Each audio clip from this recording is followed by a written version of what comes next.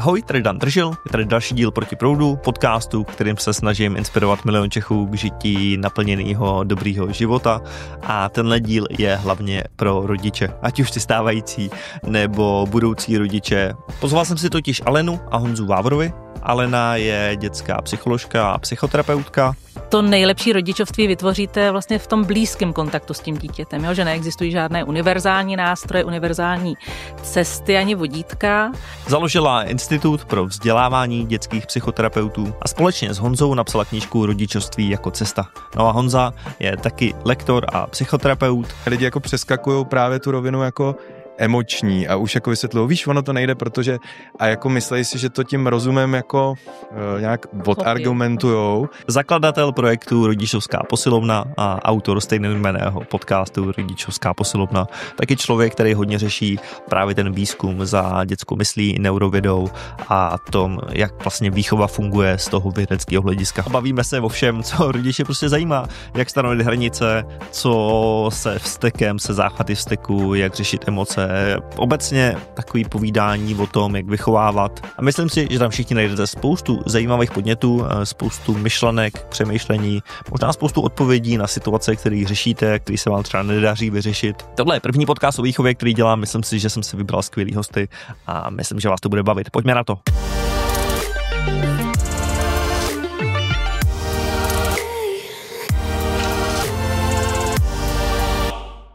Aleno a Honzo, vítejte v Proti proudu. Ahoj. Ahoj. Ahoj.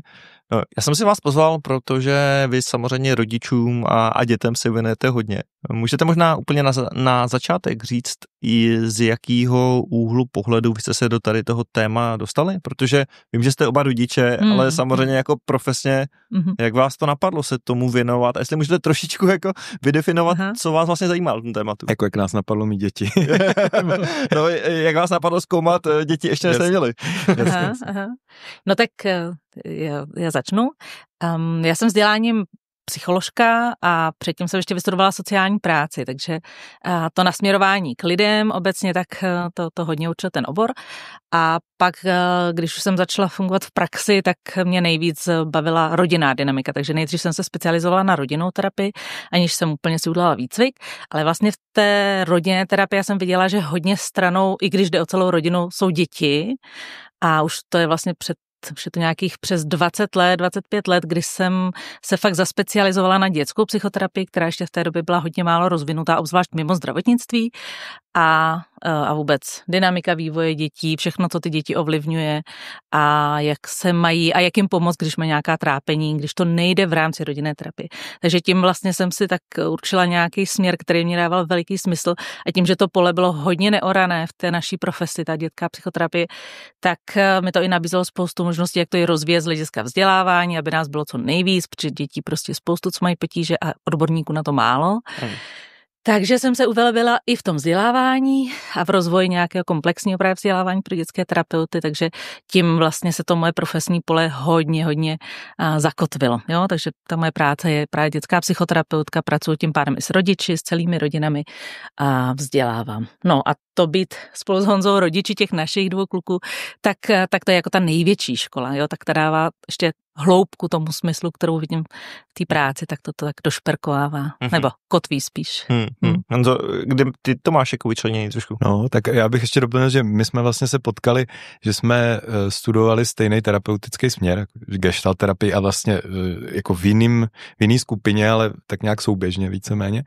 A takže nás spojoval tenhle zájem jako o psychoterapii a já jsem takový, že pořád hledám nějaký metody, nějaký práce se sebou, tak jsem zkoušel všechno možný od těch jako psychoterapeutických až po nějaký alternativní a jeden čas jsem se hodně zabýval tím, že jsem dělal takový jako regrese do dětství. Právě snahu prolomit nějaký vzpomínky a implicitní vzpomínky jako polohypnózu a tak. A hodně mně to přišlo, to je zdroj spousty informací o tom, jako o sobě, že jo, a že ty bloky, tak mě to začalo zajímat ještě předtím, než jsem měl jako svý děti, jak opravovat jakoby sebe a pak logicky, když jsme chtěli mít děti, tak já jsem byl jako tak aby jsme jim nespůsobili nějaký trauma, protože já jsem musel si odstraňovat tolik těch traumat, ať se by to nepovedlo. A tak mě tohleto zajímalo hodně tady z té stránky, že jsem se na to jako nějak hodně naladil, na tu svůj životní příběh, kdybych to řekl teďka nějak jako zpětně. A pak teda, když jsme děti měli, jak nás to jako zajímalo, jak to udělat co nejlépe, tak jsme zkoušeli různé věci. Jak píšem v té naší knížce, tak některý byli takový trošku jako poloslepý uličky, některý byli jako skvělý ty cesty, tak, ale už asi, když děti byly menší, tak nám někdo nabíd, jestli nechceme udělat nějaký kurz, protože si nás jako progooglil, čím se zabýváme a jakože dětská psycholožka, nějak jako terapeut a to tak nechcete něco o tom rodičovství, jak to vlastně děláte, tak jsme vytvořili jako i koncept rodičovství jako cesta a tam jsme se to pokusili pojmenovat. Nejdřív to byl takový online kurz a teďka po letech vlastně vznikla myšlenka, že jsme to mohli nějak obohatit o to všechno, co jsme studovali dál a udělat z toho knížku. Ale ještě než se dostaneme možná do těch konkrétních věcí, jo. Kdyby někdo třeba neviděl váš kurz, nečetl tu knížku, jaký je takový to jako poselství toho? Kdybyste úplně jako vosekal na takový to kdo, víš, co to vlastně chcete, aby ty lidi o tomhle tématu pochopili?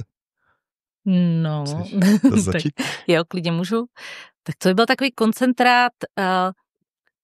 Pro mě ten větší koncentrát bude asi v tom, mluvte s těmi dětmi, všímejte si toho, co skutečně potřebuje a co skutečně se jim děje. A jděte k sobě, jak každý sám k sobě, tak spolu k sobě. A to nejlepší rodičovství vytvoříte vlastně v tom blízkém kontaktu s tím dítětem, jo? Že neexistují žádné univerzální nástroje, univerzální cesty ani vodítka, ale každý máme svůj příběh, který nás nějak ovlivňuje a pak ta nejlepší cesta stejně vede přes ten blizoučký kontakt. Jo? Takže to hlavní poselství za mě by bylo, jděte blízko k dětem, vnímejte, mluvte s nima, hledejte pro vás 2 nebo pro vás 4 nebo kolik vás doma je, tu nejlepší cestu, která sedne vám. A pak vám prostě bude nejlíp, co může být v rámci vašich možností. No, mě třeba hodně dobře k tomu přijde, že jakoby jsou takový 3S bezpečného attachmentu nebo citové vazby a tam se říká, že jako základ je nějak být viděný, jakože abych se cítil, že mě někdo vidí, tak to dát jakoby těm dětem, potom nějak být vnímaný, viděný, potom je tam jako cítit se v bezpečí a to, že ten dospělej třeba, nebo ten, s kým jsme v kontaktu, má i schopnost nás nějak jako utišit nebo uklidnit, když máme jako jsme rozrušený, protože děti vlastně nemají ještě dovyvinutý ten mozek, takže nějakým způsobem potřebují tu regulaci i zvenku a když ten rodič tohle zvládá, jakože dokáže pro ně bejt ta regulace. Ale mně se to třeba pak hodně jako vyvíjelo, že nejdřív mě zajímalo, jak to dělat dobře s těma dětma a pak mě začaly hodně zajímat rodiče, jako co se děje vlastně s nima v průběhu toho rodičovství, což je třeba i jako dost nový obor nějakého výzkumu nebo zájmu třeba lidí, kteří studují mozek nebo psychologii, že teprve někdy v roce 2011 byla taková nějaká velká konference neurovědců, co se vlastně děje s mozkem rodičů a už nejenom maminek, ale i tatínků. A takže to je jako relativně hodně novej obor, který se tak jako formuje a mě to začalo hodně zajímat, co se děje i s těma rodičema, ale ono to je i nějaká příležitost vlastně tyhle věci, jakože jsem se třeba necítil vždycky viděnej, nenaučili mě s těma mýma emocema pracovat, tak i skrze to naše rodičovství příležitost si to trochu právě zažít s těma svýma dětma, ale často k tomu lidi právě potřebují trošku nějaký informace nebo dopomoc, aby neopakovali jenom to, co se zažívali v tom vlastním dětství, protože to je taky nějak vyzkoumaný, že tam vlastně dojde k velkému skoku, že nás to hodně vrací do těch vzorců, který byli v tom našem dětství a třeba když se to jako zkoumá, tak když tam není nějaký vstup, tak se to většinou reprodukuje hodně podobně, jako ten typ té citové vazby. Jo, že to prostě opakuješ v podstatě, když seš muž jako tvůj táta často, nebo je to nějaká jako mix? A mix spíš, jako, tak všichni máme asi, nebo u nás třeba v Čechách je ta rodičovská dlouhá byla i třeba za minulýho režimu a tam jsme hodně zažili bejt jako třeba doma s tou mámou, byť hodně lidí má třeba zkušenost s nějakýma jeslema, školkama, tak tohle všechno nás formuje, ale jakože třeba právě ten typ toho attachmentu, ten se formuje do 1. roku, tak tam většinou je to o tom jednom rodiči, spíš jakože o mámě, ale ten táta tam zase figuruje nějakým způsobem jako i to zázemí, nebo v jakém kontextu se to odehrává. No, Ty jsi zmínila tu jako blízkost. Trošku bych se chtěl dostat, co to vlastně znamená. Je mi asi jasný, že, a je to vlastně nový, že jo? Protože když se koukneš na to rodičovství, já nevím, ještě před 50 lety, tak to vlastně bylo normální, že tátovi se skoro vykalo a přesně jo? Tak. Jo. A dřív ještě bych si řekl, že skoro děti byla nějaká jako levná pracovní síla, že jo? Jakože vlastně. No ne skoro. V těch balkánských jazycích je to otrok, ne? Dokonce. Jakože, což asi nebude úplně tak úplně od věci, že by to významově nějak jako ne. No, ale víš, co to znamená ta blízkost, protože teď pro každýho to znamená možná trošku něco jiného, že? Určitě to slyší někdo, kdo si řekne, hele, tak teď s tím dítětem od rána do večera musím se držet za ruce a vést hluboké rozhovory. Jo. No, já vlastně navážu na to, co říkal Honza, jo. To znamená, že ta blízkost je, že jsem natolik blízko jako rodič vůči dítěti, že ho fakt slyším, že ho fakt vidím.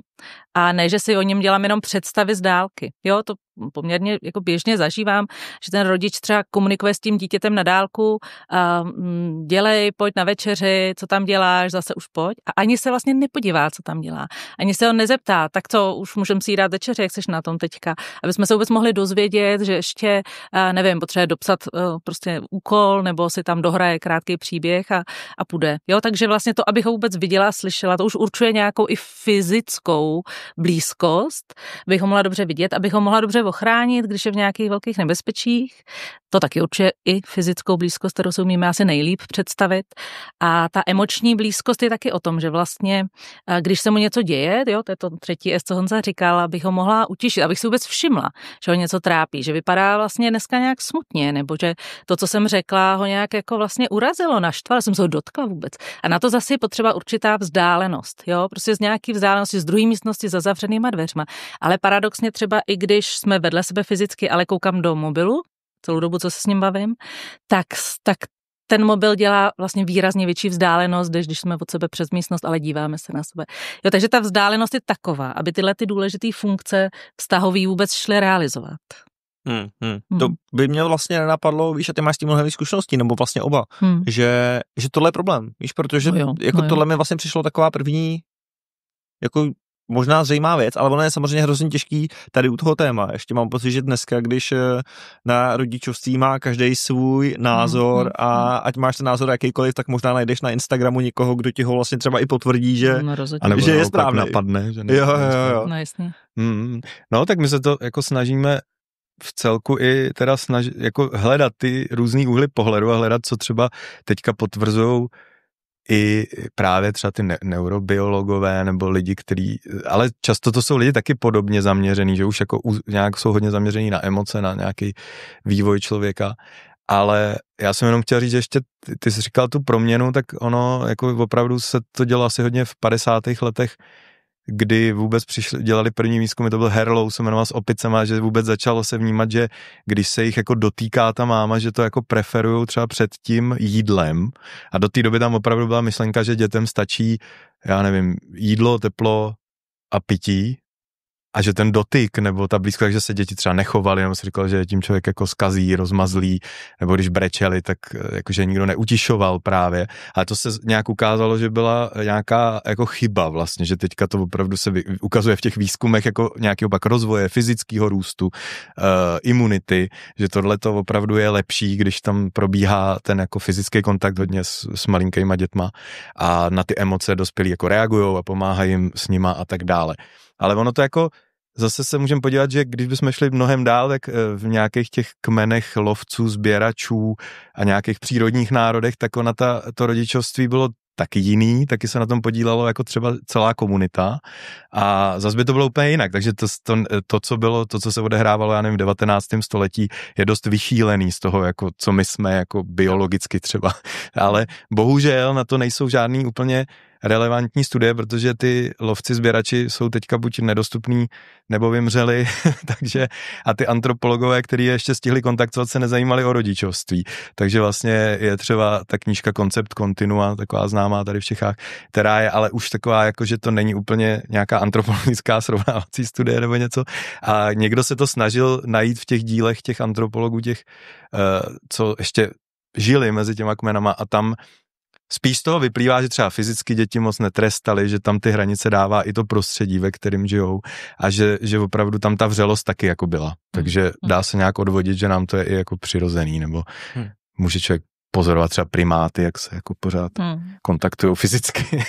Já možná ještě, teda si můžu ještě větou doplnit, jo, to, co jsem říkala, to, co říká Honza, vlastně nějak přijde důležitý doplnit, že ta blízkost je tak, abych vnímala a jo, zachytila a taky, abych mohla účinně pomoct. Jo, takže zase, to je vlastně, to mi tam nějak chybilo v té mý větě a to nějak potřebuji ještě doplnit, že právě když zjistím, že tomu dítěti není dobře, tak jsem tak blízko, abych mu mohla pomoct. Aby mě bralo vážně, aby mi věřilo, aby si ode mě ty dotyky přejalo, nebo to, že se s ním o tom chci popovídat. A to zase ze vzdálenosti fakt nejde. A to myslím, že je jako velmi častý problém, na který já narážím s těmi dětmi v praxi, že ty rodiče a děti jsou od sebe vlastně daleko, i když sedí vedle sebe. Ale tak u těch miminek to ještě jako problém není, že u těch miminek vlastně může být blízko svým způsobem, jo, nebo myslím si, že to jako velmi vlastně lidi chápou, že tam je jako, že ho hlídáš a tak dále. Jo, kde to pak začne být problém, protože já to sám vnímám teď s 6letou dcerou, že vlastně už v těch 6 letech začínáš mít trošku pocit, že vlastně že už jako rozumí, nějak jako umí argumentovat, že jo, a že už vlastně teda spolu pojedeme na té rozumové úrovni a všechno bude v pohodě. Jo, rozumový, no. A tam právě chybí, nebo nechybí, pravděpodobně nechybí, jo, ale někdy tam vzniká už ta emoční vzdálenost, ta vztahová, jo, a ta je ta složitá. Ta fyzická, ta je zjevná, že jo, tak buď sedíme vedle sebe, nebo nesedíme, nebo se obejmeme. Racionální, jasně, tam ty děti dorůstají a tam si jakoby rozumíme nebo nerozumíme, tak když tak to argumentujeme, vysvětlíme, zjednodušíme pro ty děti. A to, kde nejvíc zažívám s těmi dětmi a rodiči a ty děti zažívají tu vzdálenost, je ta emočně vztahová. Protože v té vlastně to předpokládá, že ten rodič je prostě dál, že nějak umí sám vnímat svoje prožívání a umí to nějak pojmenovat, umí o těch emocích třeba komunikovat a to zdaleka neumíme. Je to těžký si uvědomovat, co vůbec prožívám a pak dát pozornost, jo, a vůbec dát pozornost svýmu prožívání, jako teď mi tohle není příjemný, co bych vlastně potřebovala jinak. Ještě to vykomunikovat a tohle stejný vlastně poskytovat těm dětem, který to ještě nemají vůbec dorozvinutý. Jo. Takže myslím, že tady to nejméně umíme a přitom to ty děti vlastně potřebujou. A potřebujeme to dlouho. Jo. To vzdálenost ještě potřebuje nějak doplnit, že ta se samozřejmě vyvíjí od toho, kdy na začátku jsme úplně těsně blizoučko na všech úrovních a ty děti, čím jsou samostatnější, tím potřebují větší prostor, až prostor fakt soukromí, kdy už si ty věci víc řeší bez nás. Ale dlouho, ještě i v dospělosti potřebujeme prostě, aby ten rodič někdy nějak byl blízko a nějak nás vyslyšel, zavnímal. Takže ta vzdálenost se protahuje pozvolna, ale je důležité, aby ta blízkost nějaká pořád byla.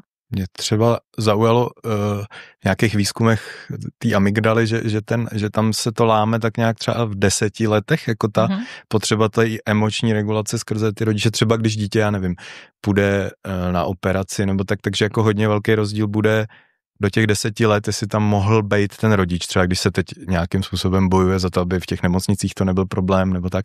Takže to opravdu pomáhá.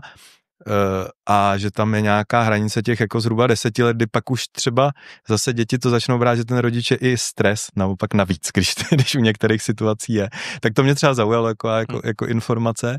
A jinak tohle vnímám, že teďka je hodně často, jak lidi se začali zajímat o to rodičovství, jak si říkal, je o tom spousta informací, tak často teda jeden z takových trošku, čeho se chytá je, že je potřeba všechno jako vysvětlit. A že právě hodně přeceňují ten rozum, nebo já když jsem dělal kurzy podle Thomase Gordona o rodičovství a o komunikaci, že hodně lidí jako přeskakujou právě tu rovinu jako emoční a už jako vysvětlují, víš, ono to nejde, protože a jako myslej si, že to tím rozumem jako nějak odargumentujou, ale to dítě třeba pláče, pak tam někdy vzniká i to nedorozumění jako proč pláčeš, když ti to přece vysvětluju, jako takový. A že třeba, když se jako učí ty dovednosti, jsem říkal třeba aktivní naslouchání, kde nějak se pojmenovávají ty emoce, takže tohle lidi často je pro ně fakt těžký, jakože a jenom, nebo mají dojem, že když to nějak potvrdí, jako je teď smutno, proto kvůli tomu jako brečíš. Takže se nic nezmění, ale oni emoce právě se víc a víc ukazuje, jsou jako vlny a že ona vždycky jako odejde ta emoce, že nevydrží, že naopak se jako blokuje, když jí nedovolíme, aby se odehrála. Takže když někdo potlačí smutek, tak tam v něm něco jako zůstává až to může víc k nějaký třeba depresivnosti nebo něco, když ty emoce naopak nemůžou proudit, ale když jako proudí, tak většinou v určitou chvíli jsou jak bublina, která se nafukuje a pak najednou sama splaskne nebo něco takového, tak to je třeba to, co jsem hodně se jako objevil pro sebe a je to dobrý pro terapii, když člověk pracuje s dospělýma lidma třeba. No ono, tohle je samozřejmě, víš, já ještě vnímám, že tohle je třeba snaží to dělat automaticky ve chvíli, kdy je třeba o smutek, protože přesně, že ty to dítě máš rád, vlastně chceš mu naslouchat, chceš to vyřešit. Ve chvíli, kdy to není třeba smutek, ale je to vztek, tak je to jako mnohem těžší, že jo, protože najednou ty nemáš ten soucit, ale spíš jdeš do toho jako proč se tohle děje, možná někdy do nějaký No, jo. A u toho vzteku, tak tam zase třeba hodně omlivnila taková autorka, se jmenuje Sunderlandová, že rozlišuje takový ten vztek vymáhající, který je jako vlastně trochu racionální. To mají ty větší děti a nějaký vztek, který je jaký to zhroucení nervové soustavy. A pak už možná s tím není tak těžký mít ten soucit. To je, když někdo bezmocně leží, brečí a kope nožičkama, že něco nedostal, tak je v tom lehký vidět, že se to podobá tomu smutku, strachu, než když jako a jestli mi to nedáš, tak tě zabiju. Ale tam se s tím, ona třeba říká jako jednoduchý ten, že když řeknu aha, a to ty bys jako udělal, řekne, no, protože seš, takže tam jako ten už funguje nějaká ta jako, tak mně se, je to jako velmi zjednodušený, ale taková jako že je trošku někdy dobrý to jako rozlišovat na co, jak reagovat, že takže jsou dva druhy vzteku podle tohohle. No, že zjednodušení. Když do mě někdo bude kopat, tak asi jako říkat mu, no vidím, že se na mě hodně zlobíš, je takový, jakože třeba budu chtít asi to zastavit, aby do mě nekopal, nebo budu říkat jako tímhle způsobem to ze mě teďka jako nevymůžeš, já ti ten nanuk nekoupím, když si to budeš jako tímhle způsobem to, ale chápu, že tě to mrzí, že už ti ho nechci koupit. A tam se pak dá jako pokračovat, jak se takovou situaci řešit třeba s nanukem, ale ještě jsem chtěl říct, že ono za tím vztekem ale vždycky jsou další emoce a to třeba může pomáhat i tomu dospělému, že on vztek je nakažlivý, takže když se dítě rozčílí, nás to taky často rozčílí a zase mu ukazujeme zpátky, že jsme rozčílení na něj, že se rozčiluje. A teď se z toho začne stávat takovej začarovaný kruh, ale právě když se třeba dostaneme k tomu smutku, tak už je často docela vyhráno, protože ono, když nedá mu ten nanuk, on se rozčílí a první, co zkusí, je vymoci je to nějaká biologická reakce, řekněme, není to třeba osobní, nebo že je rozmazlený. Prostě když něco nejde, zkusím to větší silou. To je nějaká, jako když jsme chtěli přeskočit potok, skočím víc a třeba spadnu. A když já řeknu ne, stejně to nepůjde. Tak jakoby pak přijde teprve nějaký to jako ale mně to je líto, že? Tam už pak ten smutek začne nastávat a když já pak dokážu říkat, aha, tak tobě to je líto, že už dneska další nedostaneš, tam už se můžeme líp potkat, tak já to vnímám, že za každým vztekem jsou další emoce, může to člověk zkusit, jakože když se ho něco rozčílí, tak si říct, a v nějaký cvičení jsem sešel jako říct si 3 emoce a většinou tam jsou, jo, když mě někdo jako předjede autem a málem mě smete ze silnice, tak řeknu, jako se rozčílím, ale pak si řeknu, měl jsem strach, a teď najdu tam jako, a kdybych s ním komunikoval, tak taky asi je lepší říct třeba, to mě fakt jako vyděsilo, měl jsem strach, že tady přijdu o život, než říct jako seš kreten, si můžu tady. a hned tu agresi to víc jako rozdmíchá, když budu komunikovat ten vztek, než když budu třeba komunikovat ty další emoce, které s tím byly spojený. A u dospělých lidí nevíme, s kým se potkáme, ale u těch vlastních dětí tohle můžeme jako dobře vytvářet, takže třeba tohle může být i ta cesta z toho, když se dítě vzteká, mě to taky hrozně začne jako tankovat, tak si položím otázku, co tam mám ještě za další emoce, no tak mám strach, že z něj vyroste nějaký agresor, mám teďka strach, že něco rozbije, jsem třeba smutnej, že se mi to nepovedlo, že mu nemůžu vyhovět, taky často třeba já bych mu toho nanuka rád dal, ale pak si řeknu, ale je v tom cukr, tak to je blbý a já bych mu rád vyhověl, ale zároveň si říkám, že já nemůžu, že mi něco říká, nedělej to. Spoustu lidí tam má to i tu hambu, že jo, jako, že hele, jsem tady před lidma, jako vlastně stud je tam často a stud je hodně paralyzující emoce a když si to třeba už jenom takhle pojmenu, jak si řeknu, co nejlepší teď můžu udělat a už mě napadnou třeba jiný věci, než když rovnou řeknu, neřvi tady takhle, nebo dostaneš. Takže a to dítě se pak může sklidnit od nás. To je asi to taky další poselství, že často, co lidi přehlížejí, že ten náš stav hodně ovlivňuje ten stav toho dítěte. A když nám se podaří s tím pracovat, tak je mnohem větší šance, že ono se bude mít od čeho jako odrazit jako dobře, nebo mluvil dlouho teď. Jo, a když nevím, jestli to vnímá, víš, že ty jsi tu práci už udělal a teda možná jo, že se nerozčílíš, že zůstaneš třeba v klidu. Ne, tak tady mluvíme o koregulaci, jo? To je takový termín, který popisuje to, že to dítě se reguluje nebo jakoby uklidňuje přes nás. Že ono ještě dlouho nemá dovyvinutý všechny ty spoje nervový, který pak v dospělosti máme, nebo ideálně máme, ono spoustukrát nemáme právě. Ale který nám pomáhají tomu, že já si uvědomím, no tak mě to naštvalo, ale to není zas tak velká věc, tak co zkusím jinak, najdu jinou cestu. Jo, tak si jako zhluboka nadechnu, vydechnu a zkusím to jinak, nebo to řeknu nějak laskavě, protože chci docílit něčeho.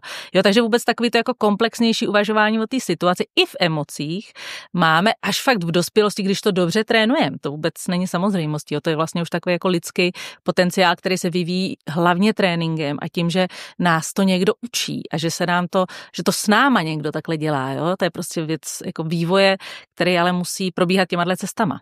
No, takže to dítě se vlastně reguluje takzvaně přes nás, kdy tam probíhá i hodně intenzivní proces jako mezitělovej. Jo, on když uvidí, jak my jsme nasupený, tak se na něj mročíme, jo, i ta neverbalita tam je velmi intenzivní, tak se v něm ještě víc startuje stres a úzkost, která jde samozřejmě do takového úplně jednoduchého vzteku třeba, a nebo se rozpláče nebo uteče. Jo?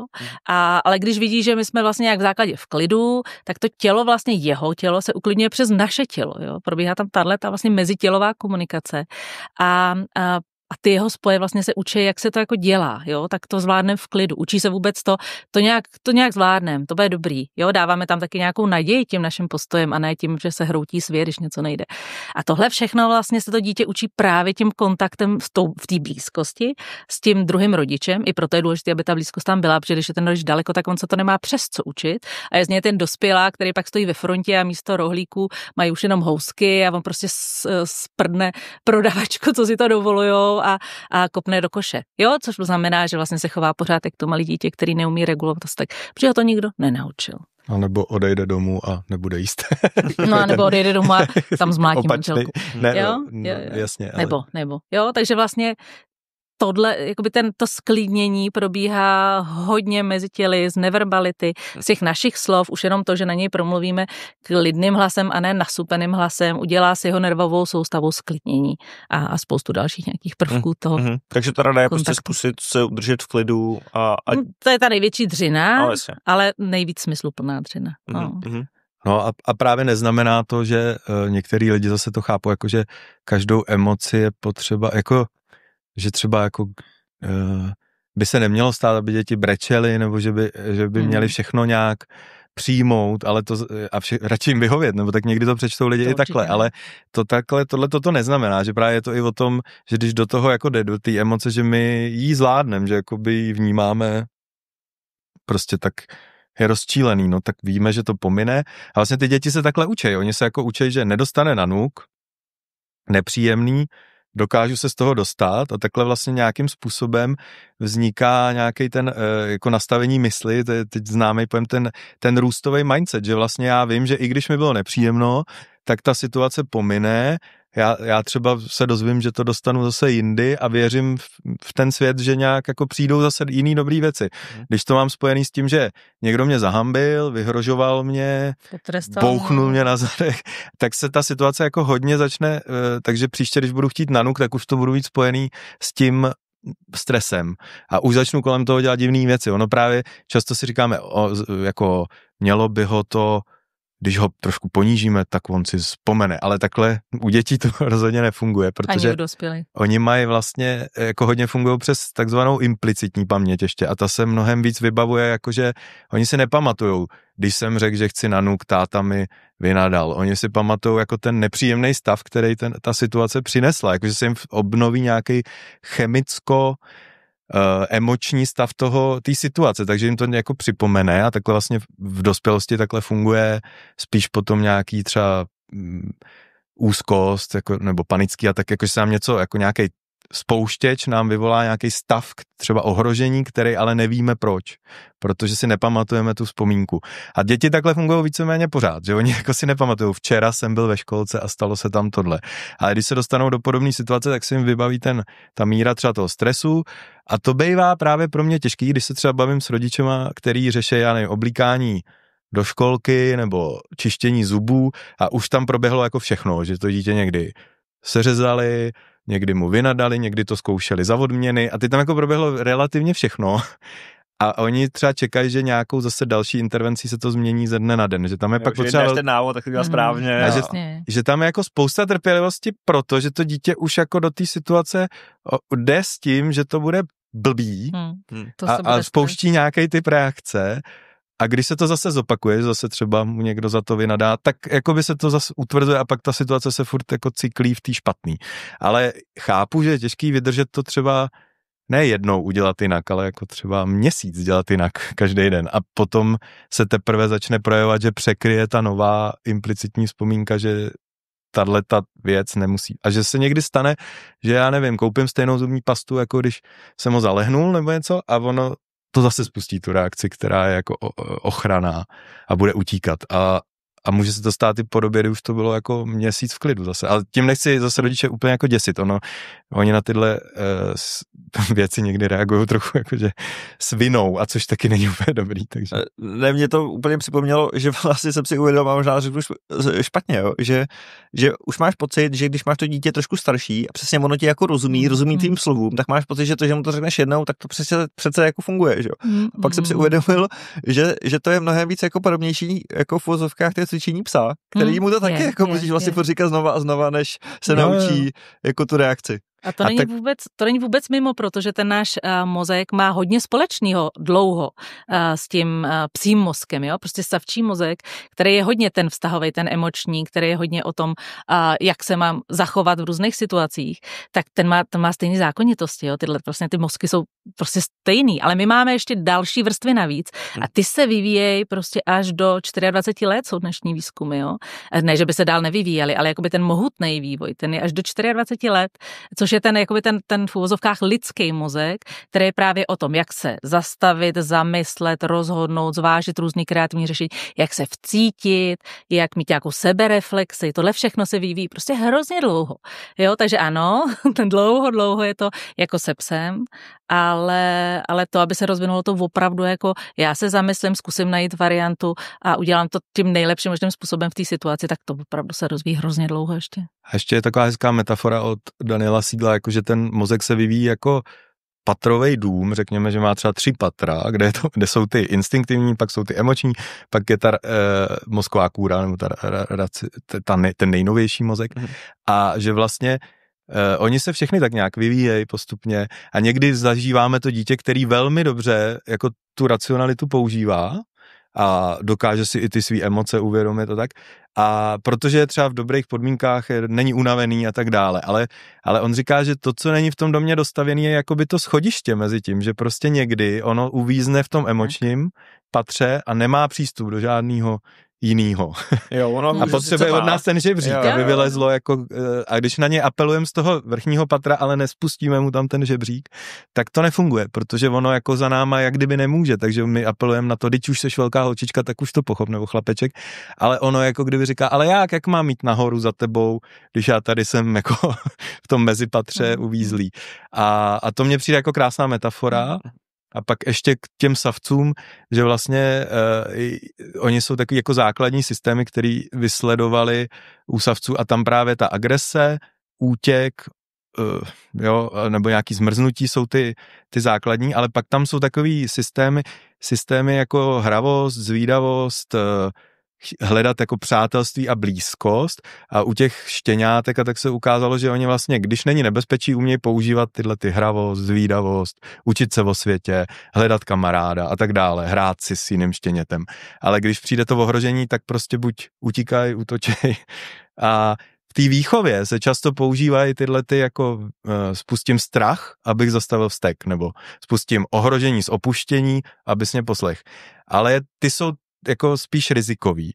Je mnohem i lepší, když se učíme použít to jako aktivovat tu zvídavost, hravost, blízkost, péče tam ještě je, že jako já o tebe peču, nebo ty dokážeš pak pečovat o někoho jiného, když jako apelujeme na tyhle systémy, protože tím je zároveň jako posilujeme, aby se člověk v tom životě učil používat a mohl na tom stavět tu lidskost, jakože to jsou furt ještě jako savčí okruhy. A když potom teda umíme, když někomu říkám, jestli nepůjdeš z hřiště, tak já odejdu a nechám tě tady, to je takový oblíbený můj příklad, tak vlastně jako aktivu systém ohrožení. A je jasný, že on třeba radši půjde, než aby zůstal sám na hřišti. Spousta chytrých dětí to jako prokoukne a ví, že ta maminka pak jako, nebo tatínek jsou někde za keřem a hrajou si dál, protože jako prokoukli, že oni to stejně nemyslí vážně. Ale to je vlastně dobrý znamení, že nějak věří, že ty jejich rodiče by jim nic takového jako neudělali a cítí se v tom světě vlastně bezpečně v zásadě. Takže to je spíš znak nějakého dobrýho. Když jako úplně úzkostně běží jako ne a brečej, tak je to vlastně už vidět, že ta citová vazba pak může být už taková jako, že to do té úzkosti jde rychle.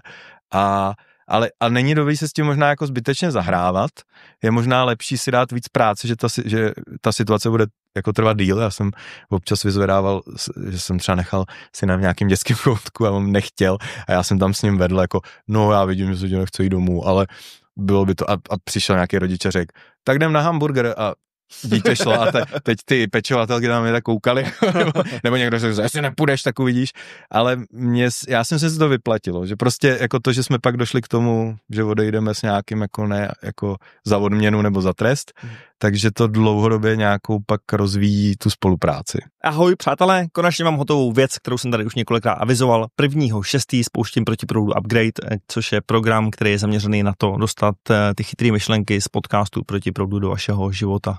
Já předpokládám, že pokud jste fanoušci Protiproudu, tak vás zajímá seberozvoj, zajímá vás téma, jak si udělat ten život podle sebe, jak si to udělat hezký. A já jsem posledních několik měsíců přemýšlel, jak vlastně vám pomůžu tady ty věci i sám sobě, protože i já s tím samozřejmě budu dostat do těch denodenních návyků, jak vytvořit tu podporu, aby se nám prostě dařilo ty věci postupně implementovat a být ten náš život lepší a lepší. 1.6. začne měsíční program, kde se zaměříme v prvním týdnu na nějakou reflexi, co vám funguje, co vám nefunguje, kde jsou ty prostory pro zlepšení. Druhý týden se podíváme vlastně na nějakou vizi, stanovíme si dlouhodobý směr, dáme si nějaké cvičení na tohle.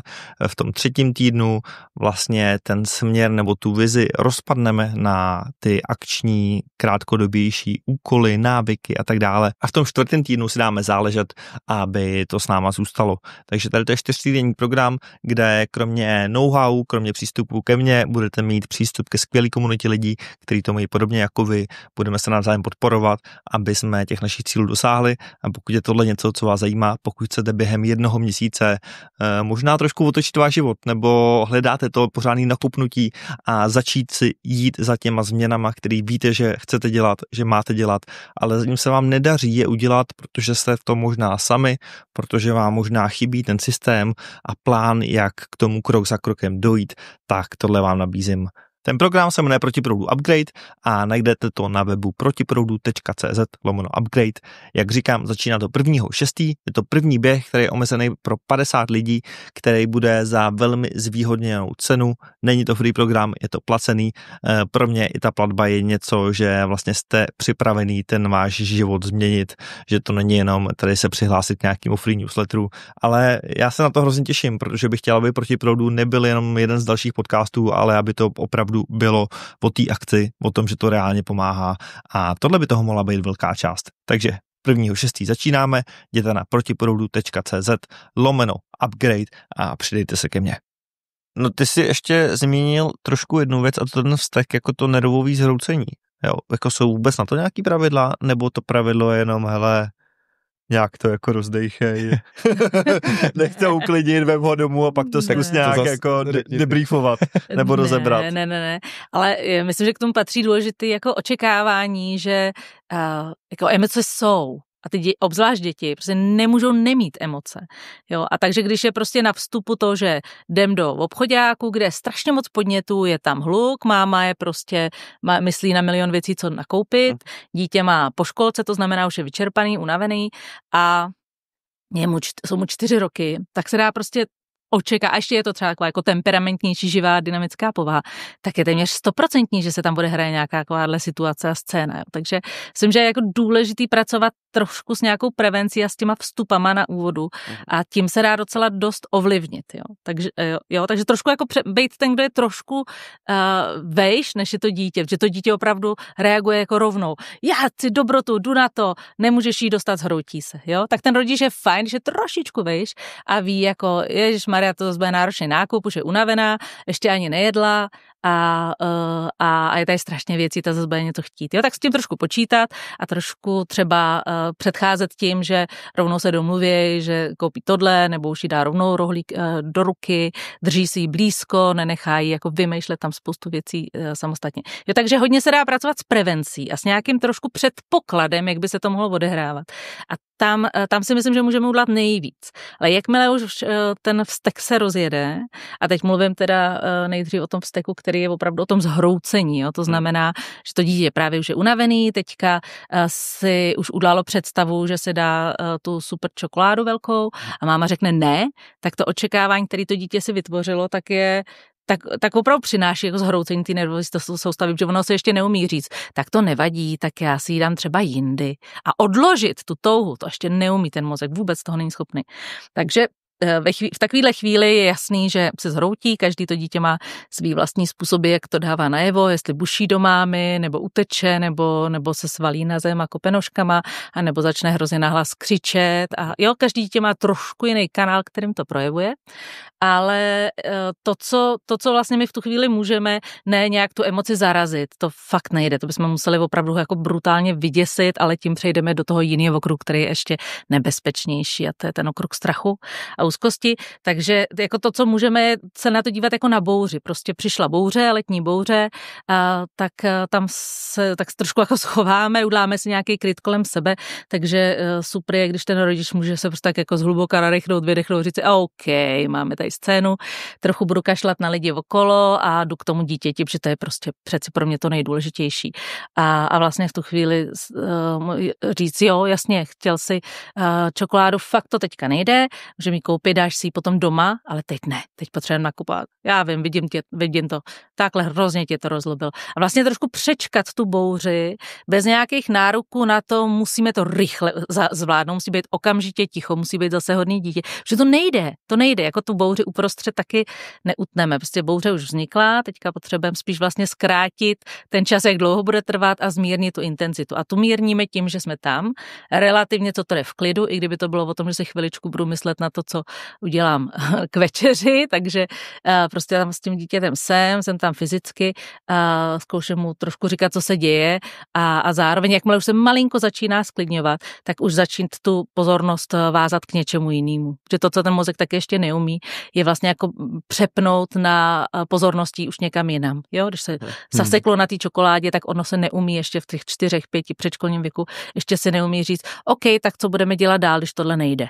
Jo, to zas musí udělat ten rodič, který řekne, tak jo, tak pojď, teďka půjdeme, nakoupíme tamhle rohlíčky a uděláme k večeři tu tvoji oblíbenou pomazánku. Co ty na to, jo? Takže pomůže tomu mozku taky se přeladit vlastně okruh dál a trochu jinam, ale to jde, až když se trošku začíná fakt sklidňovat. No, tohle je právě taková, a to se nedá asi říct jako nějaký univerzální návod, protože každý je jiný a každý má jiný, já nevím, temperament a každý rodič je jiný, každý dítě je jiný, ale že právě zase jsem si všiml, že když se říkalo, jako nechte ty emoce probíhat, takže některý rodiče jako až zase z mýho pohledu zbytečně zůstávají v tom, že to dítě je vlastně zoufalý, už je jako vyčerpaný, jak se to, a oni mu jako teda naslouchají, nebo jsou s ním, ale jakože nenabíznou mu žádný ten žebříček, jako že by řekli třeba, hele, a co kdyby jsme už si šli třeba jako udělat něco, že to berou jako právě tu manipulaci těch emocí. Jo, a já tam vidím, že chceš odvíst jako to. Jo, což je právě z toho jako dobrýho, ale já si myslím, že jako většina lidí to přeskakuje moc brzo,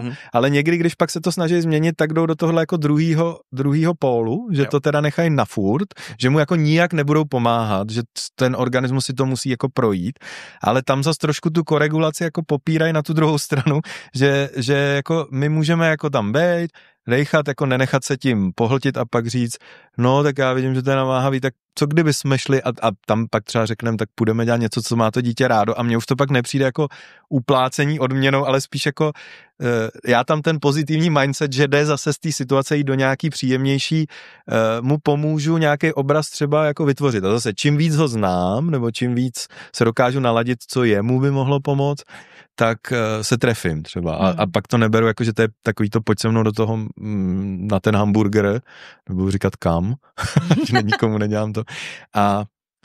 A vlastně, že to je jako, já ti to jako koupím ti hračku teďka, když tady máš takový záchvat, tak pojď, koupíme hračku. to je trošku něco jiného zase. Jo. Ale když řeknu, hele, tak co kdyby jsme šli něco dělat? A právě základ těch tantrům, já jsem teda zkoušel najít, jako, protože ty si říkal, že je jako otázka, co je ještě normální, tak třeba v těch... Víš, protože častokrát, jako přesně, tak teď se možná spoustu lidí řeklo, hele, dobrý, už 4-5 letech dětí je to normální. A teď samozřejmě se ti dostane, nevím, u 8letého dítěte. Jo, a říkáš si, a myslím, že všichni rodiči se občas říkají, hele, udělal jsem někdy něco špatně, nějakou chybu, že moje dítě to ještě dělá, nemělo už by být vývojově zatím a tedy. A i přesto, že si myslím, že spoustu třeba osvícených lidí samozřejmě jako nehledá ty srovnání, tak u těch dětí občas prostě si říkáš, hele, je tohle ještě v pohodě, nebo už to není v pohodě, nebo mám jít za psychoterapeutem, nebo já nevím, co všechno. No tak právě, že jako objevuje se to většinou v těch 2-3 letech, že jo, tam je to, já jsem hledal fakt nějaký, jako co kdo považuje za normální, jak tam bylo, že i několikrát denně. A právě myslím si, že to jediný, jak tomu jde předcházet, je jako když nosí člověk miminko v šátku nebo v nosítku, tak má být otočený hlavičkou dovnitř proto, když kouká ven, tak si samo neumí zregulovat, že už toho je moc a vlastně ho to přepodnětuje, že tam je vlastně, a tenhle princip je pořád, jako když je toho na mě moc, potřebuju nějaký jako zakrýt oči, trochu poslouchat srdce mámy a že to vlastně mají i ty větší děti, že oni jako přesně, když jsou, buď něčeho je nedostatek, tak se to jako, že žízeň, hlad, únava, a nebo je něčeho jako moc. Možná, já nevím, jestli někdy si byl s dětma někde jako v Legolandu nebo někde. Tak Akvacentrum. Tam často vznikne ten stav velmi snadno, i když je to jako hezký zážitek, že to je jako zajímavý, že, nebo oslava narozenin třeba. Vánoce, hodně dětí, nevím, s kterým dřív. Všichni přišli, skvělý dárky, sladkosti. A že tam to tantrum vznikne jako snadno, protože tam toho je zase jako moc. A třeba, já nevím, když přepravují pštrosy, tak jim zakryjou ty oči, protože oni prej tu hlavu do toho písku strkají ne proto, že se skovávají, ale že se potřebují zregulovat právě, že oni, když se na ten svět koukají, tak jsou tak citliví, že to do nich jede a oni by umřeli na infarkt, takže když jim někdo dá ponožku přes hlavu, takže prej usnou okamžitě, zase jdou do toho parasympatiku, nebo jak jsem říkal, že vypnou prostě ten stres. A že to mají takhle, jako ty ptáci.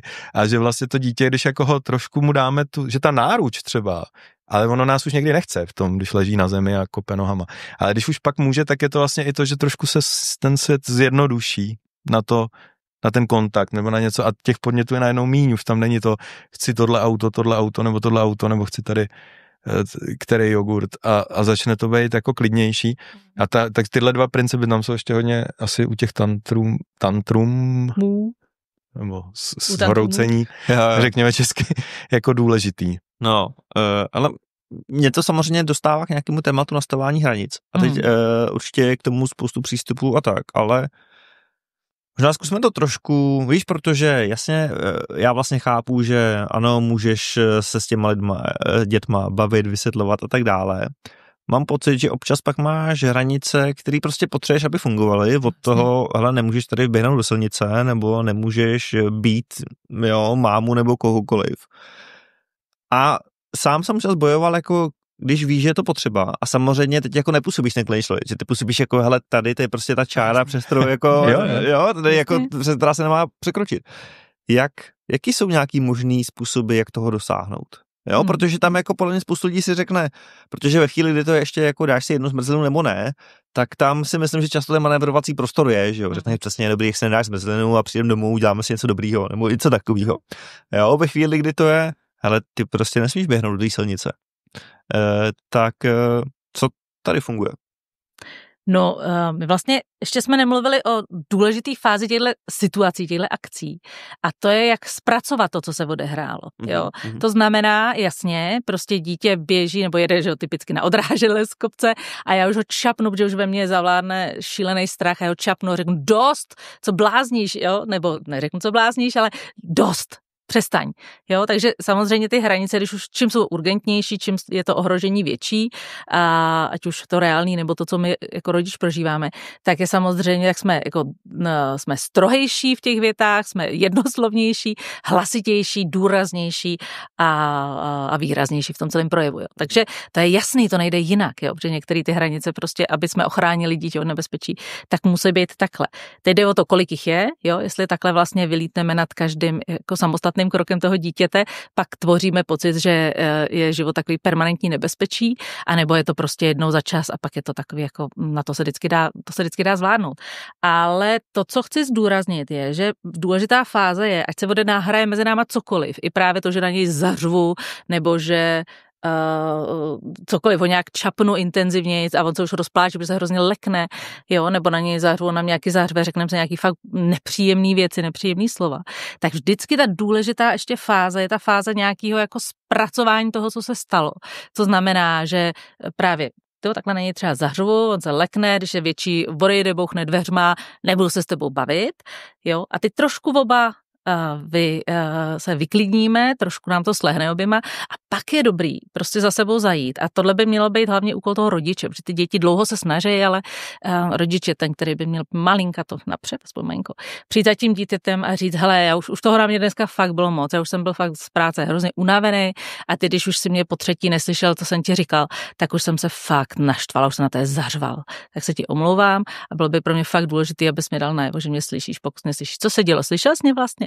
Jo, ale já jsem ti nechtěl odpovědět. OK, tak a co se dělo vlastně? Jo, to znamená, u toho menšího dítěte to s ním třeba nebudem takhle rozebírat, ale dám tam to už bylo nepříjemné, vidět, jak jsem na tebe zařval. A to mě mrzí, já už jsem fakt byl unavený. Pojď sem ke mně, já když ti řeknu stůj, tak potřebuji, aby si stál. Jo, takže vlastně takový, jako kdyby tam někdy může proběhnout to určitý nějaký ponaučení, ale je dobrý tam úplně nemoralizovat, jako spíš si vyjasnit to, co v těch emocích prostě jsme nedali. Jo? A tahle fáze, to říkáme v psychoterapii integrace, to znamená nějaký jako zpracování toho, co proběhlo, je furt ještě napojená na tu akci. Takže tam, když si to nějak jako vyjasníme, vyklidníme se, obejmeme se, řekneme si, tak dobrý, tak jdem si něco teďka zahrát, nebo si dáme konečně tu večeři, tak to pořád vlastně udělá jako dobrý výsledek z té akce, i na úrovni těch nervových spojů. Pořád to tam dělá to, ono se to dá zvládnout, dá se to vyřešit. A je velký rozdíl, když to proběhne, a nebo když se tam nechá takový to, furt se na mě ještě zlobí, no nekouká se na mě, takže se asi na mě zlobí. Takový nejasný dusno, nebo i úplně jasný dusno, který se tak rozpouští měsíce, to třeba týdny, dny, jo, tak to je opravdu toxický, to je škodlivý. Takže tahle fáze toho zpracování, to jaký píšeme hodně v té knížce, protože mi přijde důležitá, že si ji lidi tolik jako neuvědomují. Že často nejde tu hranici nedat jako hlasitě, důrazně, zařvat. Prostě to nejde, prostě nikdy to nejde. No a když třeba to dítě běží do té silnice, takže jo, my třeba už zakřičíme stůj, že jo, nebo něco, a tam my jsme tady zmiňovali ten stud, tak je vlastně běžná ta studová reakce, že ono se jako zarazí. Studová reakce je, že se dítě zarazí, kouká do země, zčervená a to je vlastně to zmrznutí určitý, protože ta příroda to takhle vybavila, že když právě někam běží a my zařvem, tak ono udělá to, co je dobrý, nekouká na toho predátora do očí, neběží do propasti, že tam jsou jako vlastně už zase biologické instinkty.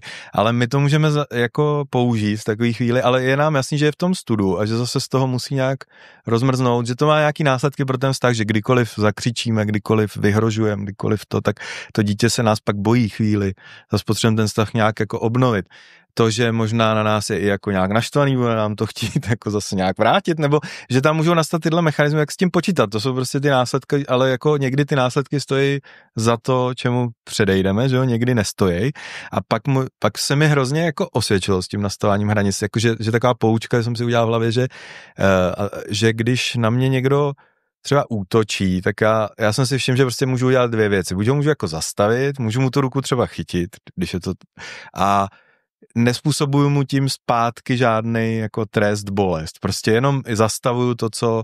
A u těch malých dětí většinou to zvládnu třeba, že?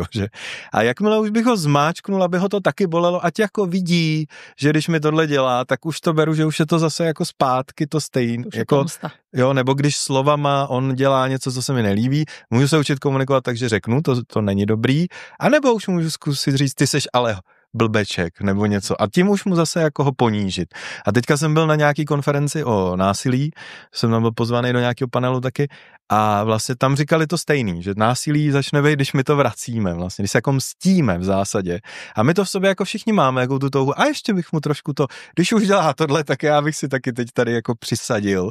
Ale že tam tenhle moment jako začít hledat a nenásledovat ho, je ta dobrá hranice. Že jako nemusím si všechno tolerovat, ale nemusím já nevím, dát mu to jako kdyby se říkalo štěňátku v tom jako vykoupat ten čumák, tak se to taky nedoporučuje, jako když se vyčůrá někde. Že vlastně nemusím ho v tom jako koupat. Ale to neznamená, že se nám to samozřejmě někdy zase jako nestane, že ty emoce z nás vyletějí a pak je tam to, co říkala Ála, to jako ta obnova, ale asi blbý je probouzet ten stud potom jako takhle, se říká jako toxicky, že když mu budu říkat, seš úplně neschopnej, ty to vždycky zkazíš, tak to už je vlastně to verbální násilí, ale když řeknu, no to se ti nepovedlo, mě to mrzí, vyzní to jako dost jinak, že jo? A on na mě pozná neverbálně, že to není situace, kterou chci opakovat.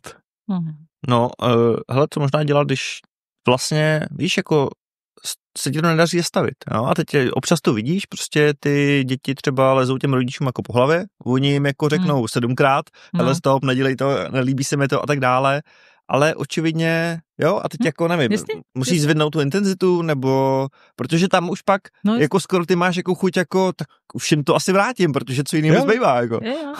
No tak máme ty přirozený právě regulátory, který je právě jsou, že trošku zvednu hlas. Jo. Já se zvednu, prostě dlouho jsme větší než ty děti. Jo. Takže ono stačí si jako stoupnout a říct a dost. Já nechci, abys po mně lezl. Jo, to znamená, jako nebojíme se hlas zvýšit, jo. A jakmile to dítě přesně tak, jak popisoval před chvílí Honza, se jako zarazí a zastaví, tak v tu chvíli můžu zase zmírnit. Já nechci, abys po mně lezl. Slyšel jsi to? Je mi to nepříjemný. Jo, ale vlastně jako jasně, důrazně, krátce, žádný dlouhý okecávačky, protože pravděpodobně, tak jasně, můžeme si představit, že to dítě to dělá schválně, ale vyšší pravděpodobnost je, že je prostě natolik jako rozjetý, že nás prostě nevnímá. A že když my mluvíme, do toho řekneme, víš, tohle je mi nepříjemný, tohle nedělej, mluvíme dál, tak to tam vůbec ani nevšimne. Jo, takže myslím, že dřív, než začneme se mstít, což by bylo fajn, aby jsme nedali vůbec, tak máme pořád tyhle ty jako nástroje rodičovský, nebo už jenom to, že jsme prostě velká dospělá osoba, tak v těch dětech jako budí ten respekt, tak to jako využijeme aspoň tím, že se jako stoupnu třeba, změním polohu, podívám se na něj přímo, zastavím ho jako, hele, Pepíku, pojď sem, ne.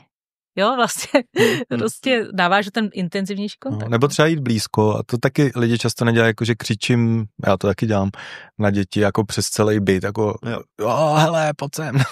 A pak si řeknu, hele, tak když po něm něco chci, jak mu dá lepší ke dveřím, navázat s ním, jako že mě fakt slyší, nebo na něj dát jako ruku a říct, hele, potřeboval bych s tebou mluvit, než jako čekat, jo, a když se třeba perou sourozenci, jak máme 2 kluky, když byli menší, jak jako třeba přijít blíž, dřepnout si, dát na ně ruce, jako že hele, kluci, a jako navázat ten kontakt vůbec, protože fakt často ty rodiče jako to dělají třeba na dálku a zase, jak jsi říkal s tím lezením, tak já bych ještě tady zaloboval za to jako přemýšlet i o tom, co to teda je za situace, jako jestli třeba jsem nebyl dlouho doma a to dítě, nebo mám návštěvu a bavím se jenom s ní a to dítě tam neví, co jako dělat a že se někdy vyplatí fakt se jako stopnout a říct, počkat, co se děje, než jako nelez po mně a jako pojď se mnou chvíli vedle, třeba do místnosti, budu tě vnímat, a co bys rád dělal, jako by vlastně udělat, jako začít hledat ty potřeby, protože pro mě další moje zásadní rodičovský moudro bylo od Thomase Gordona, jakože děti nic nedělají jako naschvál, děti nezlobí, děti stále jenom projevují svoje potřeby a někdy je projevují způsoby, které jsou pro nás nepřijatelný, nebo my je považujeme za zlobení. Ale pokud teda nám nevyhovuje to chování, pojďme hledat, co je za ním, za tu potřebu a jakmile najdeme tu potřebu, je na to vždycky vícero typů chování, který můžou být. A to zní jako hezky. Já vidím, že se tak tváří, že jako nedůvěřivě trochu, ale že když rozklíčuješ tu potřebu a řekneš si, aha, tak teď jako ta situace není tím dítětem, tak třeba já si chci povídat, ono chce být zase se mnou. To je těžká situace, už začneš tam mít ten soucit vlastně. Je to pro mě těžký, protože já jsem dlouho neviděl kamaráda, chci si s ním povídat a ono mě nenechá. Ale možná se mi vyplatí teda chvíli s ním bejt a pak nám třeba ten čas dá, když vymyslíme, nebo když ho nějak trošku jako aspoň, že tam jsem taky pro něj. A někdy to jako pomůže, někdy ty situace, když budeme fakt v blbý situaci, nevím, něco se rozbije, budeme někde čekat na letišti, nebudou tam zdroje. To třeba stalo, že jsem se čekal po nějakém dlouhém letu, vlastně všechno, jo, jako víš, že to dítě je unavený, víš, že to není optimální, a teď mi běhal té silnice a vlastně a ještě jako se mi vlastně pak hystericky smálo a bylo to jako hrozná strana, víš co, běhal tam dál. Jasně. A ty říkáš, ty jo, prostě máte tady přivázat ke koši nebo s manželem.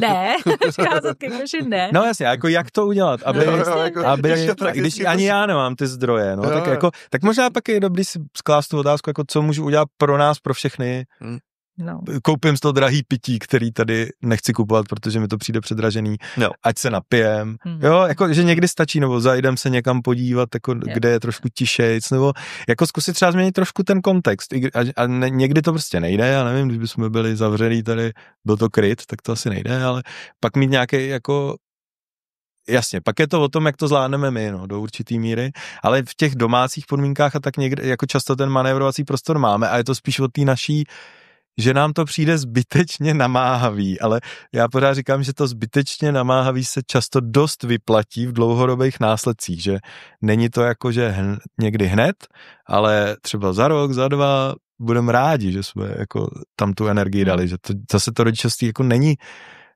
bezpracný, to prostě musí člověk asi nějak přijmout. No mě by ještě zajímalo, totiž mě zarazilo to, co jsi řekl. Já jsem totiž přemýšlel, jedna z otázek, kterou jsem na vás měl, bylo, jsou děti prostě někdy zlí bez důvodu, víš, protože já občas mám pocit, že jsou jako trošku takový podlí, nebo že tam občas je něco vlastně, když si říkáš, kde se to těch znalo, tak prostě. No jasně. Jo? Tak já myslím, že to je prostě obyčejná příroda. Jakože jsou v něčem jsou to pořád ty štěňata, a když vidí někde nějakou jako slabost, tak je to i součást trošku hry na přežití toho silnějšího. Jo. Právě proto myslím, že jakoby ta lidská rovina je vlastně jako level, kterýho není vůbec jednoduchý dosáhnout, kdy se budeme hrát na rovnost, budeme vnímat to, že každý člověk má jako právo na to žít dobrý život a budeme si tvořit principy demokracie a budeme se domlouvat. To je jako vysoká lidská kvalita, kterou musíme hrozně rozvíjet, tak to vidíme, že v tom světě, jak je to těžké tohle dosáhnout. A to, co nás příroda vybavila, tak je prostě boj silnějšího proti slabším, udělat si teritoriální jako nadvládu, udělat si prostor pro sebe, bojovat za svý potřeby, jako to je to, co je jako přírodou daný a v čem jsme mnohem víc vybavený a my v těch dětech naopak jako postupně těma dobrýma vztahama, tím, že to s nima jedeme my, tu lidskou rovinu, takovou tu vyšší, tak tím je o to rozvíjíme, ale s tím si myslím, že se nerodíme teda. Ale jako tohle je zase věc nějakých jako teorií, jo, různých. Nevíš, protože občas se vidíme, ale ten hrad z písku a to prostě jiný dítě, který mu to jako prostě rozšlape. Protože úplně obyčejně závidí. Ale jo, a zase mohli bychom si říkat, co to má jako za potřebu to dělat. A to, co říká Ale, tak asi nějakým způsobem platí, a že to je jako o rozvoji toho potenciálu. Já buď můžu to, jakože ten se často nerozvine tím, že to budu trestat, nebo že za to budu dělat to stejný, právě, že ukazuju, že z toho vede ta cesta a že možná jako trošku jakože když se ty sourozenci bojujou mezi sebou, to taky bývá častý jako téma, tak jakože oni o co víc uvidějí, že ty zdroje teda jsou pro všechny, tak tím míň budou mít tendenci jako bojovat s těma druhejma, nebo je to prostě často taky tady o tom, a to, že jako oni cítí nějaký nedostatek, ať už toho času s tím rodičem, nebo hraček, nebo čehokoliv, nenapraví to, že mu za to budeme nadávat, že ho cítí, jo, jakoby, když začneme víc jako, já nevím, třeba abych řekl něco praktického, tak když prostě tam je teda máma, má miminko, on jí najednou byl zvyklý, že jí má 3 roky pro sebe a teď už jí nemá pro sebe, tak jako jednoduchý je, že když aspoň třeba se udělá takový ten, že se řekne, tak s miminkem bude někdo hodinu a já budu jenom s tebou, a když se na to fakt udělá ten prostor, tak to často dělá jako zázraky v té změně toho přijetí i toho miminka, protože najednou to dítě nezažívá, ta máma už tam pro mě nikdy není, ale jako máme nějaký čas spolu a i když se z něj pak třeba těžko odchází, tak najednou, když bude třeba jako pravidelnější, nebo bude přicházet, tak to začne měnit ten pocit, teď se všechno zkazilo a bude to navždycky blbý. Nějak implicitně zase. A nebude se to otáčet. A to se stalo, když jsem přišel tenhle vetřelec. takže to je takové. Stává se tady ke sourozencům někdy, víš, že ty reakce sice nejsou takový, jako že nemám tě rád, zkazil jsi mi to, ale že to vybublává někde jinde? Jo. No jasně, jasně. Jakože vlastně i somaticky, psychosomaticky, jo, že pak se začnou počůrávat, jdou v nějakém regresu zpátky, začnou zase šišlat, začnou zase potřebovat spát u rodičů v posteli, když už to zvládli, tu separaci, a jsou co zlejší na jiný děti, na jiný miminka, na to si to nedovolí, protože to by se maminka zlobila, ale na jiný malý děti, jo, třeba ve školce začnou být jako agresivnější na menší děti, jsou více rozptýlený, jakože mají horší třeba kapacitu pozornosti, no a mají častější třeba záchvaty vzteků, častější kolapsy, rozhodně. No. A třeba Mark Epstein, to je takový psychoanalytik, psal, že když měli malý dítě, že začal mít úzkost z větru, když se jim narodil sourozenec a že on právě pak mu nějaký kolega řekl, ono je naštvaný na tu mámu a že oni teda začali dělat to, že že ta máma se s ním to byla holčička, že ona prostě se bála a jim to přišlo, jo, tak je malá a to. A pak, že máma se s ní začala tak jako prát, začali spolu jakože projevovat to, že na ní může být naštvaná a že to hrozně pomohlo s těma úzkostma, že vlastně jako by se zlobila ne ani na toho sourozence, ale na tu mámu, že tam pro ní najednou jako není, ale protože byla hrozně hodná a to tak jako ani neuměla to, tak to nešlo do agrese, ale šlo to vlastně jako do úzkosti z něčeho. A že on to takhle jako rozklíčovali a hrozně jim to pomohlo, no, takže to mě třeba přišel hezký příklad z knihy. To se jako vlastně rozkolísá ten pocit bezpečí v tom světě, který je hodně o tom, vím, co můžu čekat, můžu se na to spolehnout a věci fungují, jak potřebuju. A to se najednou úplně rozloží, že rozkolísá a to dítě se ještě neumí udělat představu, ono to bude jiný, ale taky to bude dobrý. Takže to jde do úzkosti, jde to právě do toho vyššího stavu ohrožení a to se pak projevuje tady těma všema možnýma způsobama. A možná to nebylo psychoanalyticky, že byl naštvaný, ale že najednou s tou mámou byl ten kontakt hravej víc než předtím. Jakýkoliv lepší než žádný. No, jasně. Ale proč je dneska pro spoustu lidí to rodičovství taková dřina? To já myslím, že byla vždycky, akorát teďka se jí víc věnujeme. Jo, myslím, že teď se v tom jenom trošku víc šťouráme a nechceme jako způsobovat ty traumata a dělat to co nejlíp. Já myslím, že jo. Já myslím, že to je jako vlastně trošku luxusní záležitost, že máme vůbec čas na ty děti, máme prostor se nad tím zabývat. Je to jako projev nějakého luxusu téhle kultury, kterou tady máme, že si můžeme vlastně přemýšlet o tom, jak můžeme se načítat, můžeme poslouchat takovýhle jako podcasty báječný, že jo? A že se tomu můžeme vůbec věnovat, že nejsme permanentně stavu ohrožení, kde se ženeme co k jídlu a odkud přijde jaká rána nebo nás zakousne jaká šelma. Takže myslím, že to je určitý projev toho, že můžeme, že na to máme kapacitu a čas. A zároveň jsme už citlivění k tomu, že cítíme ty svoje bolesti. Takže myslím, že spoustu kultur se akorát naučí ty bolesti potlačovat, protože jim stejně nemůžou věnovat pozornost. A jakmile jsme v bezpečí a v klidu, tak začneme cítit. A cítíme, co nám vadilo dřív. A už to nechcem opakovat. Jakmile to cítíme, tak to nechcem dělat druhým. A takže si myslím, že tahle doba teďka nám tady v tom našem časoprostoru dělá to, že víc cítíme sebe, že jsme v klidu a v bezpečí a zároveň skrze to cítění sebe nechceme opakovat druhým to, co nám vadilo. Takže to je vlastně projev jako velkého bezpečí téhle doby a místa.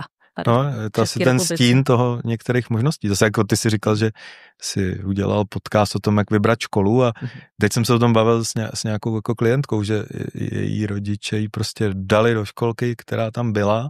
Nebyly žádný jiný možnosti, takže pak už s tím nějak byli.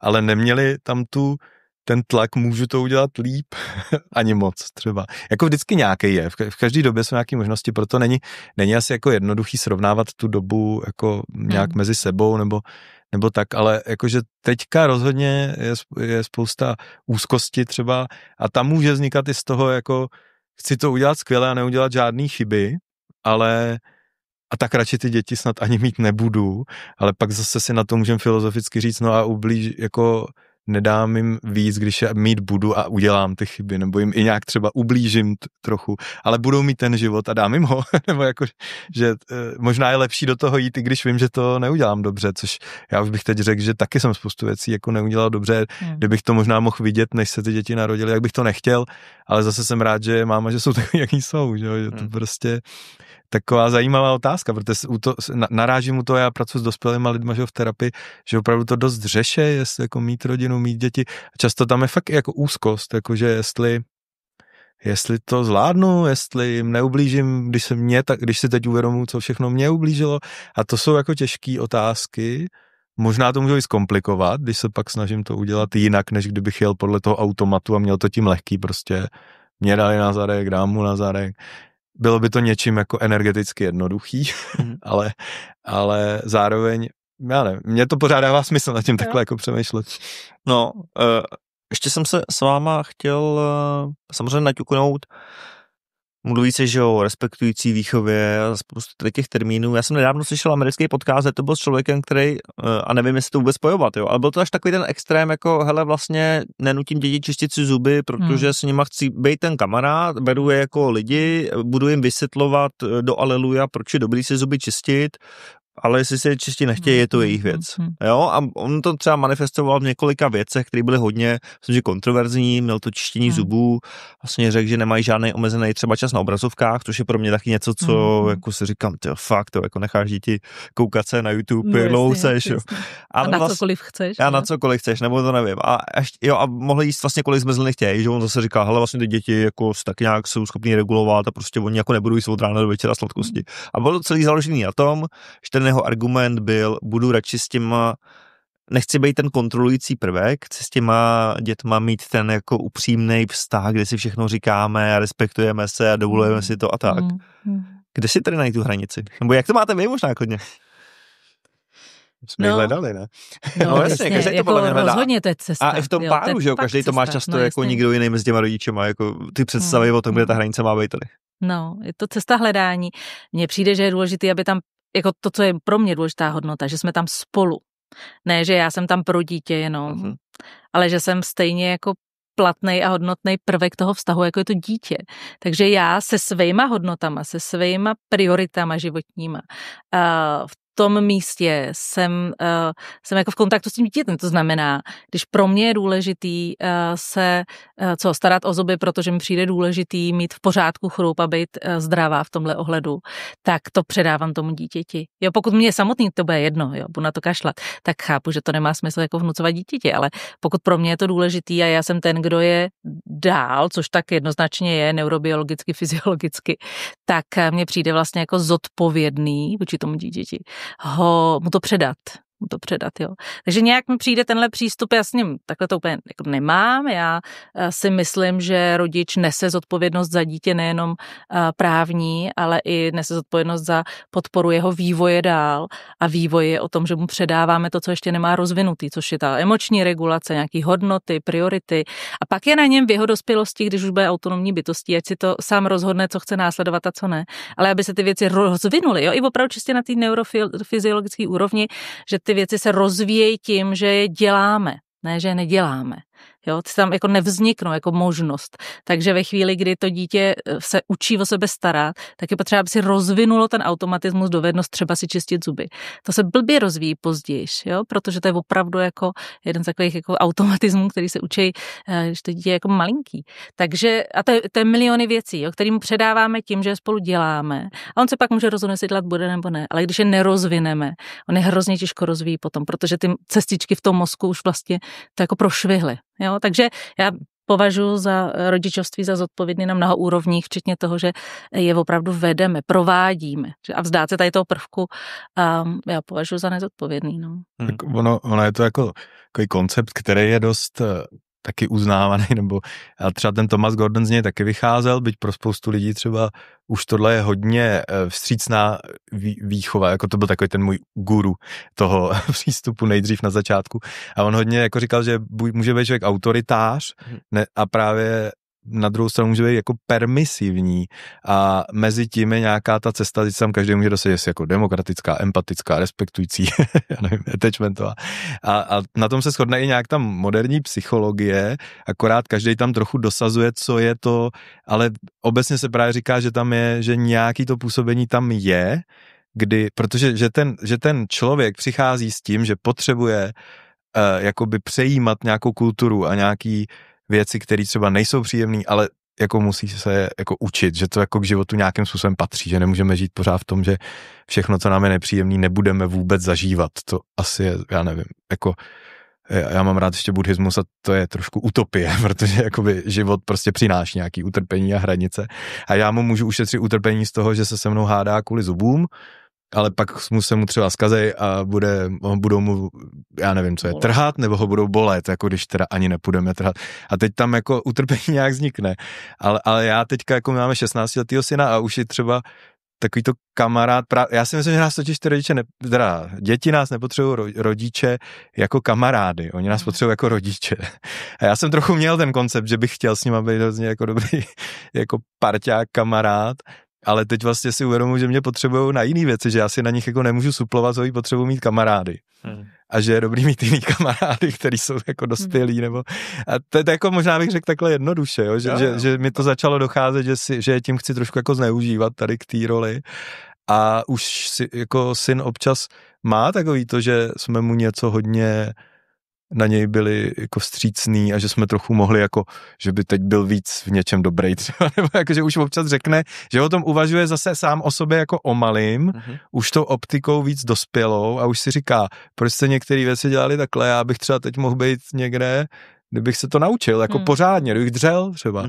A my jsme říkali, no protože jsme zase nechtěli na tebe jako tlačit, tak jsme vybrali tuhle variantu a můžeme si o tom víc nějaký dialog, jakože jak to vidí, proč to teď tak chce. Ale že vlastně si myslím, že se tomu stejně člověk trochu jako nevyhne, nějaký konfrontaci pak s tím nárazem. Ten Thomas Gordon říkal, a je to docela, jako jsou na to nějaký i výzkumy, nebo jako, že se pozorování, že často pak zase, když tam není ta žádný působení, takže stejně ten vztah nakonec začne vykazovat určitý znaky nějaký, a já to pozoruju občas u rodičů, protože my jsme takový jako bublině generaci jako hodně svobodných rodičů, že někdy se děje, že ty rodiče jsou pak dlouhodobě jako zklamaný, že čekali ten výsledek jiný. Že si právě mysleli, ty děti se mnou budou víc kamarádit, ty děti budou nějaký geniální, když je nechám rozvíjet kreativně. A teďka, že jsou jako některý z nich, a nechci to nějak paušalizovat, já rozhodně nechci nikoho, kdo jako nějak říkat, že to dělá špatně nebo něco, ale že jako se někdy vidím, že na těch rodičích, že jsou takový jako, já jsem ale myslel, že to povede jinam, než to jako vede. A to mě neřekli. To není úplně to, a pak je to vlastně nefér vůči tomu dítěti, když já pak jsem jako zklamaný z něj, protože to se těžko jako oddělí a on říká, a co je, když jste mi takhle, když jsi mi to všechno dovoloval a teď mi říkáš, že třeba jsem to měl dělat radši. Nebo jakože nechal jsi mě v tom a teď často to nastane, že pak nakonec je dost dožene takový to, já bych chtěl, aby šel na nějakou dobrou střední školu a tam furt jsou tvrdý jako podmínka, najednou toho rodiče dožene ten stres, jako my žijeme nějak už mimo společnost a já bych vlastně zase možná chtěl. Trošku do společnosti. A tak se začne snažit, tak to dožeň, ale on to jako nechce dohnat, protože říká, proč? Já chci jít jako to. Takže tak je důležitý, se vždycky říká třeba unschooling, nebo to, že je důležitý, jestli to zvládnou ty rodiče. Jestli taky mají na to nechat všechno, jako tak, jak se to bude vyvíjet. A se tam padlo fakt důležitý jako ujasnění si, jako pro jakou společnost to dítě vychovává. My nevíme, co bude dál, jo. No, a výchova je samozřejmě jako relativní koncept, ale jestli máme jako záměr, aby to dítě mohlo žít v téhle společnosti, kterou tady teďka máme, tak tam má nějaký svoje limity a má možnosti a cesty, které jsou OK a akceptovatelný pro tu společnost a pak nějaký, který ne. Jo, takže pokud nám jde o to, aby mohlo žít v téhle společnosti, mohlo být její součástí, tak tomu musíme prostě napomoct. Jinak nebude moc v ní dobře fungovat, bude narážet. No. A zase, když bychom to srovnali s těma lovcema, sběračema, tak tam byly ty hadi, tam byly to, kam šlo spadnout, taky tam spousta těch dětí spadlo. Že my máme ten luxus, že si je vychováváme jako v tom bezpečí a jedno dítě si pipláme a oni jako ty děti sami se drželi to jít smečky třeba, protože ty nebezpečí z toho světa, takže když teďka jakoby nejsou moc třeba doma, tak je to na nás, aby jsme nějakou tu hranici občas nastavili, protože to dítě s nima v tom světě nějak počítá a musí jako se učit, že tam jsou. Není to úplně šťastný, když rodič musí být často tou jakože kdo to jako zprostředkovává, ale proto taky nějaký přirozený jako nechat děti zažívat nějaký rizika a jejich hranice i jako ne skrze nás je taky důležitý asi téma. Ty kámoši toho přinesou dost. Takový paradox, že jsi říkal, jako, že chce s ním být kámoš, s tím dítětem, no a kámoši jsou vůči sobě dost drsný často. Jo, být kamarád, jako vrstevnický kamarád, to je o tom, hele, tímhle mě sereš, tohle mě nebaví, tohle s tebou hrát nebudu a jdu domů. To není jako udělám všechno, co chceš. Když člověk někde zaslechne ty klučičí patičky, co 12letý, tak si říká, já už bych psychicky asi nezvládl, se ke mně ví kamarádi chovali. Takže kámoši dávají jasně nebo hranice, často. No ale to mě ještě napadá možná poslední věc, protože jsem koukal, že nám to docela uteklo. A to je, ty se s tím určitě setkáváš v svý praxi, nějaký jako citlivý děti a já občas přemýšlím vlastně, jak tady tím, ano, tou jako přirozenou snahou to těm dětem udělat hezký a jednoduchý a zpříjnit jim to, jako kde je pak ta hranice, kdy z těch dětí děláš jako možná pejorativně řeknu ty sněhový vločky, nebo ty hypersenzitivní vlastně lidi, což jako ono na jednu stranu, jak si říkáte, asi je fajn vnímat své pocity a tak dále, na druhou stranu prostě jako v téhle společnosti pak už se v tom moc rochnit a moc se v tom dloubat, já nevím, jestli je to fajn. Já myslím, že to je spíš o té regulaci, jako OK, cítíš, tak já tě taky musím naučit, jak s tím cítěním zacházet. Prostě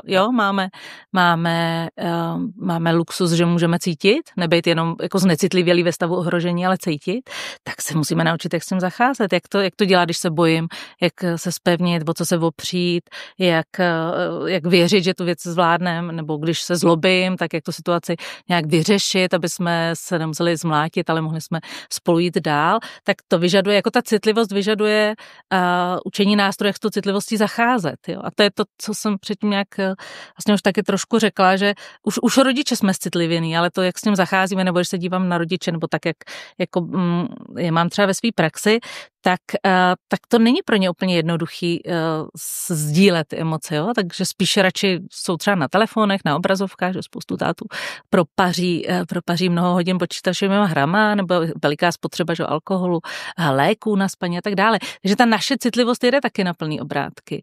A takže to jediné, co můžeme učit sebe nejdřív a pak učit ty děti, jak s tou citlivostí zacházet. Jako nemít jí, myslím, že je nesmysl. A ta přecitlivělost si myslím, že je spíš citlivost, která neumí být dobře zregulovaná, neumí být jako uklidněná. Tak, citlivost, která neumí být uklidněná. Jo, to jsem to možná jako vlastně dobře popsala, že jsem furt jako trošku žil v tom, jako, že může být té citlivosti až moc, kdy ti to je na škodu, že vlastně ne, ale musí se s tím naučit zacházet. Mně napadá, že se to jako jako mě to teď hodně zajímá a asi právě proto, čím se zabývám sám se sebou a to, že jako empatie může vést třeba v naší profesi třeba terapeuticky jako k vyhoření nebo k nějakým problémům.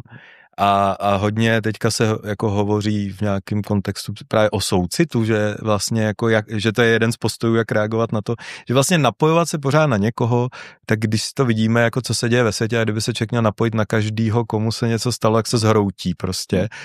A zase být k tomu jako to se neděje, nebo to jsou blbci, jako že vlastně se hledá nějaká odpověď, která je teda lidská, ale zároveň není jako přesně, že se zhroutím. A tak teďka se hodně hledá v nějakém jako soucitu, což je jako přání, aby to bylo lepší a nějaká míra empatie, ale že ta empatie nemusí být to, že se s tím stotožním, s tou emocí, že se nenapojím na stav toho druhýho. Já ho jako chápu, že je těžký, ale nesnažím se cítit to stejný, co on, což třeba v tom rodičovství vlastně může být taky. Jakože to, že mý dítě pláče, a mně to je hrozně líto, tak já si taky můžu říct pláče, je to těžký, každý člověk tohle zažívá, ale já se nemusím jako dostat do jeho stavu, ale můžu s tím si ponechat ten soucit, což znamená, rád bych mu pomohl, když mi to taky umožní, když navážem ten vztah, že on ode mě vlastně chce pomoct.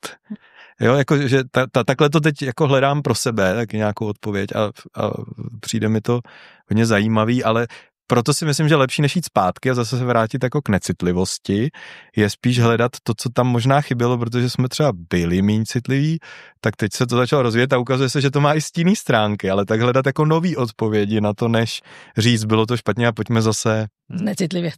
Nevím, se vrátit k nějakému jako necitlivému. A možná ten svět jako čelí teď ve spoustě jako věcech tohle, že jsme nastolili nějakou novou cestu a teď už je toho trochu moc všeho. Já nevím, umělá inteligence, všechno se mění každý měsíc a už ne každý rok.